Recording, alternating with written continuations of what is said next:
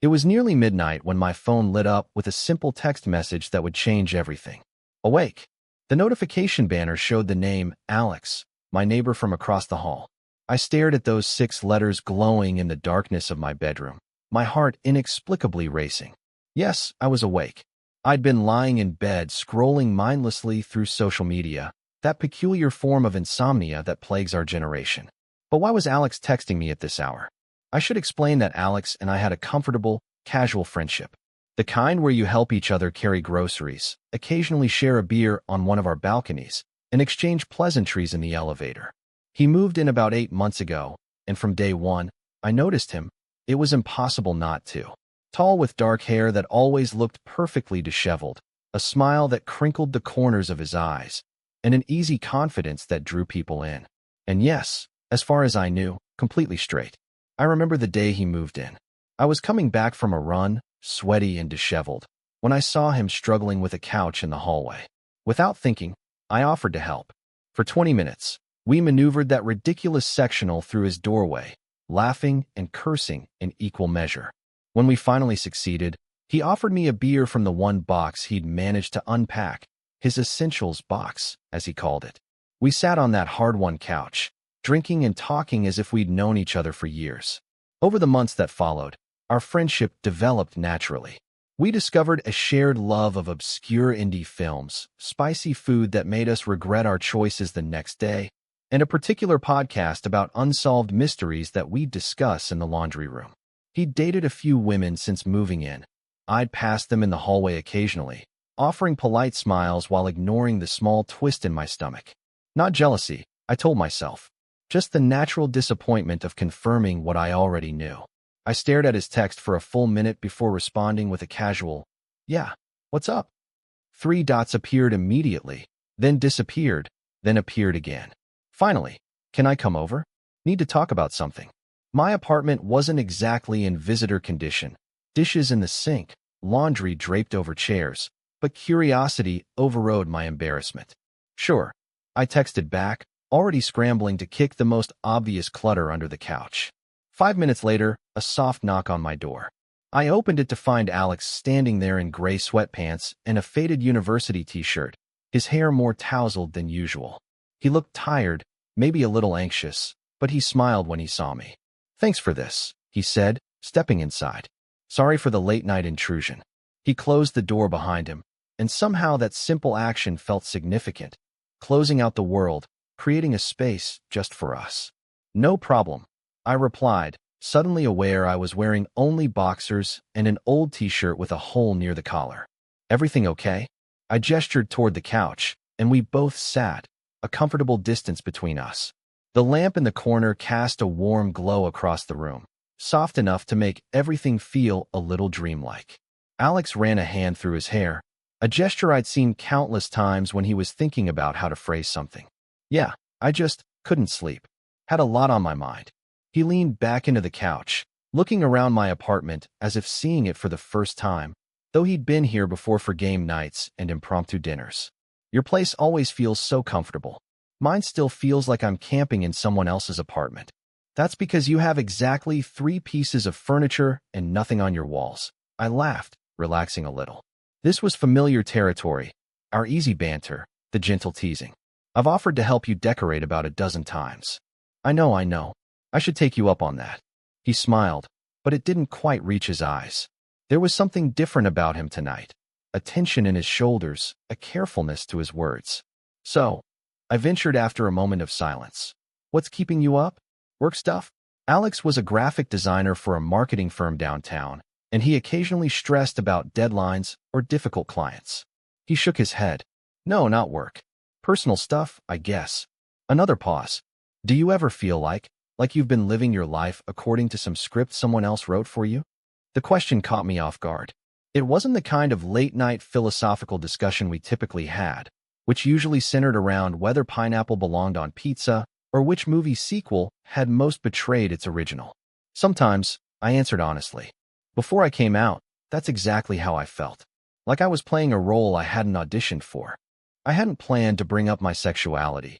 It wasn't a secret, but it also wasn't something we discussed often. Alex knew I was gay, It had come up naturally during one of our early conversations. He'd been refreshingly nonchalant about it. No awkward pauses or sudden need to establish his own straightness. Just acceptance, the way it should be, but often isn't. Alex nodded slowly, looking down at his hands. That's kind of what I wanted to talk about, actually. My heart did a strange little stutter. Was he going to tell me he was uncomfortable with my sexuality after all? Had I misread our friendship completely? I've been thinking a lot lately, he continued, oblivious to my internal panic, about identity and expectations and attraction. He looked up at me then, his eyes searching mine for something. The thing is, I've always thought of myself as straight. It was just a given, you know? I dated girls in high school, had a serious girlfriend in college, never questioned it. I nodded, not trusting myself to speak. Where was this going? But lately, I've been feeling, confused isn't the right word. Awakened, maybe? He laughed nervously. That sounds pretentious. What I'm trying to say is, I think I might not be as straight as I thought. The words hung in the air between us. I felt like I should say something supportive, something wise about sexual fluidity and the spectrum of attraction, but all I could manage was a soft, "Oh." Alex shifted on the couch, turning to face me more directly. There's someone I've been thinking about. A lot. In ways that I can't just dismiss as friendship or admiration. His eyes held mine, and suddenly the air in the room felt too thick to breathe properly. It's you, David. Time seemed to stop. I'd imagined this scenario more times than I cared to admit. Not with any real hope. Just the way you imagine winning the lottery or becoming suddenly, inexplicably talented at singing. A fantasy, harmless but impossible. Me? I finally managed, my voice embarrassingly high. Alex smiled, a genuine one this time. Is that so hard to believe? You're smart and funny and passionate about things. You remember everyone's birthday and bring soup when people are sick. You have this laugh that makes everyone want to join in, even if they didn't hear the joke. He paused. And yes, you're attractive. I've always objectively known that, but lately I've been noticing it differently. I didn't know what to say. Part of me wanted to jump in with immediate enthusiasm, but a more cautious voice held me back. I'd been down similar roads before, straight friends experimenting, curious but ultimately temporary. Those situations had left me with emotional bruises that took time to heal. Alex, I started carefully. I'm flattered, truly. And I'd be lying if I said I haven't thought about you that way. But this is complicated. You're my friend, first and foremost. And if you're exploring your sexuality, that's amazing and I support you completely. But I don't want to be an experiment that ends up costing us our friendship. He nodded, understanding in his eyes. That's fair. More than fair. And I'm not saying I have everything figured out. I don't. But I know that what I feel for you is real, even if I'm still understanding exactly what it is. He reached out, hesitantly placing his hand over mine. I'm not asking for anything specific tonight. I just needed to tell you. It was keeping me up, literally. His hand was warm on mine, and I found myself turning my palm up, our fingers interlacing naturally. Such a simple touch, but it sent electricity up my arm. So what happens now? I asked, trying to keep my voice steady. Now, Alex smiled. Now we talk. Really talk. About what we both want and what we're both comfortable with. No pressure, no expectations. Just honesty. And so we talked. For hours, actually. About his journey of questioning his sexuality. About my past relationships and heartbreaks. About our fears and hopes. As the night deepened around us, our conversation flowed more easily. We moved from sitting at opposite ends of the couch to sitting closer, shoulders touching, still holding hands. He told me about moments over the past few months when he'd caught himself thinking about me in ways that surprised him. How he'd noticed the way light caught in my hair, or find himself making excuses to text me about nothing important. How he'd realized one day that he looked forward to seeing me more than anyone else in his life. I shared my own confessions. How I'd deliberately taken longer doing laundry when I knew he'd be there. How I'd memorized his work schedule so I could accidentally run into him in the lobby. We laughed at ourselves, at the dance we'd been doing around each other without fully realizing it. Can I ask you something? I said, as our laughter faded into comfortable silence. What made you text me tonight, specifically? Why not tomorrow, or next week? Alex looked thoughtful. I ran into Mrs. Chun from 4B in the elevator today. She was talking about her husband who passed away last year, how they'd been neighbors for 2 years before they started dating. She said something that stuck with me. Time feels infinite until suddenly it's not. I couldn't stop thinking about it. He squeezed my hand. I didn't want to waste any more time not being honest with myself or with you. That hit me hard. How many connections do we miss because of fear or timing or assumptions? How many doors remain closed because we never try the handle? I'm glad you texted, I said softly. I'm glad you're here. The conversation eventually turned to practical matters. What this meant for our friendship, how we wanted to proceed. We agreed to take things slowly, to date properly rather than jumping into anything intense. We were still neighbors, after all. If things didn't work out romantically, we'd still have to face each other in the hallway, still share laundry room space and elevator rides. As the first hint of dawn began to lighten the sky outside my window, Alex yawned and stretched. I should probably go. We both need at least a few hours of sleep. He stood, and I walked him to the door, our hands still loosely connected, reluctant to break contact. At the threshold, he turned to me. Thank you for listening, for being open to whatever this is becoming. Thank you for being brave enough to start the conversation, I replied. There was a moment of hesitation, both of us aware of standing at the edge of something new. Then Alex leaned forward and kissed me. Gently, briefly, a question more than a statement. When he pulled back, his eyes were questioning, searching mine for a reaction. I answered by stepping closer, placing my hand lightly on his chest, feeling his heartbeat quicken under my palm. Our second kiss was longer, more certain. His arms wrapped around my waist, pulling me closer, and everything felt simultaneously new and familiar, strange and exactly right.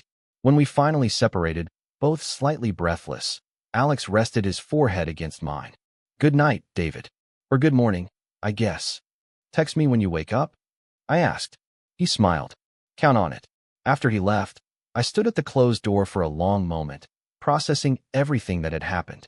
The night had started so ordinarily, just another bout of insomnia, just another scroll through social media. Now everything had shifted, the world tilted on its axis in the most unexpected and wonderful way.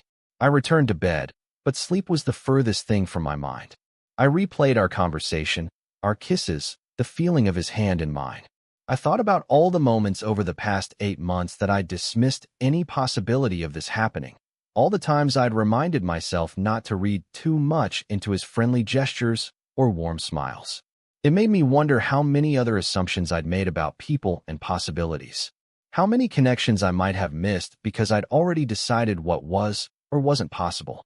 There's something powerful about remaining open to surprise, to the idea that people can evolve and discover new aspects of themselves at any point in life.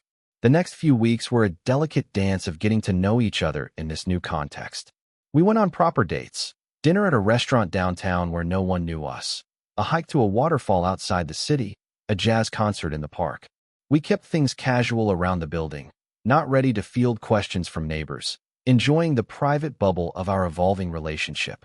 There were awkward moments, of course, times when Alex would get quiet, processing his feelings about being with a man for the first time. Moments when I'd catch myself waiting for the other shoe to drop, for him to decide this was just a phase after all. But we talked through these fears, committed to honesty even when it was uncomfortable. And there were beautiful moments too. The first time Alex casually took my hand while we were walking through the farmer's market. The night he cooked dinner for me in his apartment, candles lit, music playing softly. The Sunday morning we spent entirely in bed, talking and laughing and exploring each other with increasing confidence.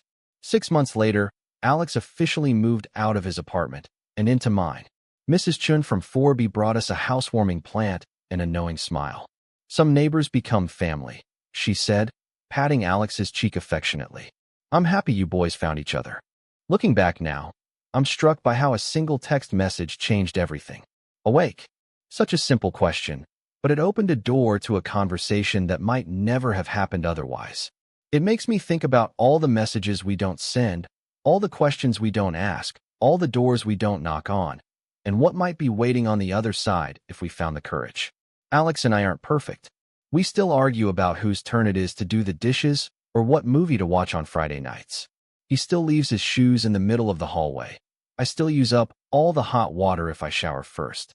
But at the end of each day, when we turn out the lights and find each other in the darkness, I'm grateful for that late-night text, for his courage in sending it, and for the life we're building together, one that neither of us saw coming.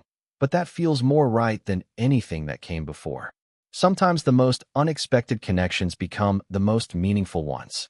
Sometimes the person across the hall becomes the person you can't imagine living without. And sometimes a simple awake in the middle of the night is really asking something much bigger. Are you ready? Are you open? Are you willing to see me and yourself in a new light? In our case, thankfully, the answer was yes. Total _char_count, 17,824.